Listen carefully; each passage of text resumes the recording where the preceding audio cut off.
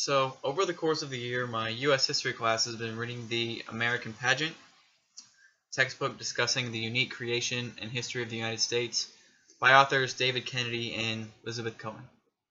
And one chapter that really stood out to me was Chapter 5, titled Colonial Society on the Eve of Revolution, and specifically the first parts of the chapter where the author discusses the distinct American culture and a singular American identity.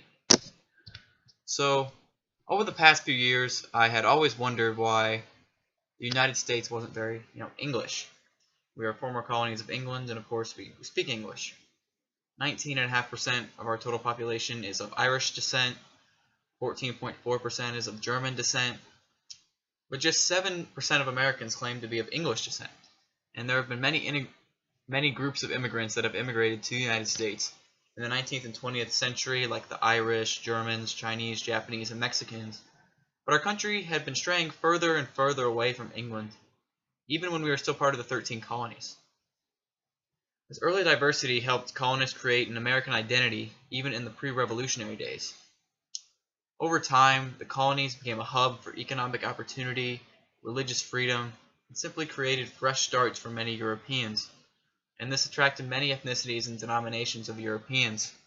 Ethnicities included the Dutch, English, Scots-Irish, and Germans, and denominations of Christians in the colonies included Roman Catholics, Puritans, and Anglicans.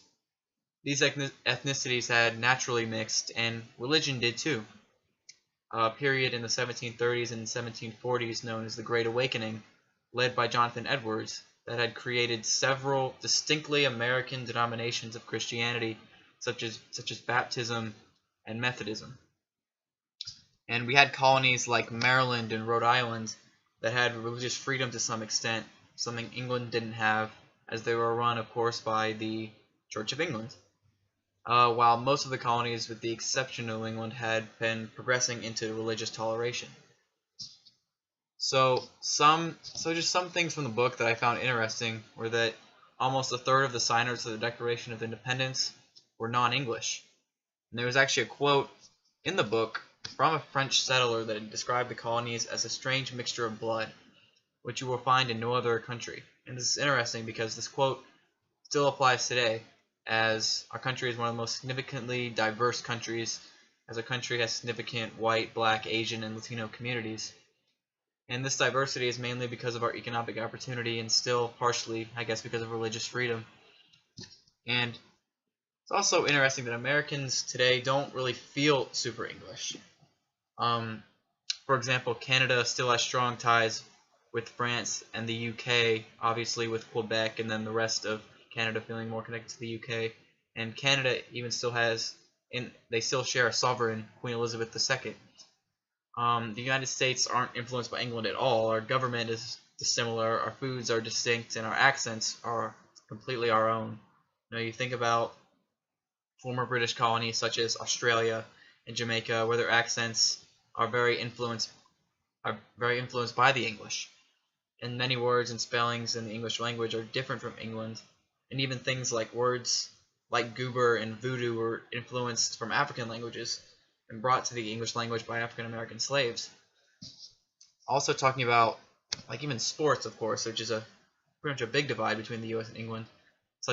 We have sports such as basketball, American football, and baseball, and we don't play English sports like rugby and cricket. And you could argue that other immigrant groups were the ones that have tried to popularize the English sport of soccer for Americans. And we also have Greek, Italian, German, and Irish festivals, and we never have English festivals. We have the Renaissance festivals, but those don't really count, But even African slaves, despite harsh and dehumanized treatment, had established their own culture in the colonies as they became separate from their old African culture. African languages and the English language had been blended, and many African American slaves had developed their own language, accents, and religious beliefs, completely distinct and new, similar to the rest of the colonies.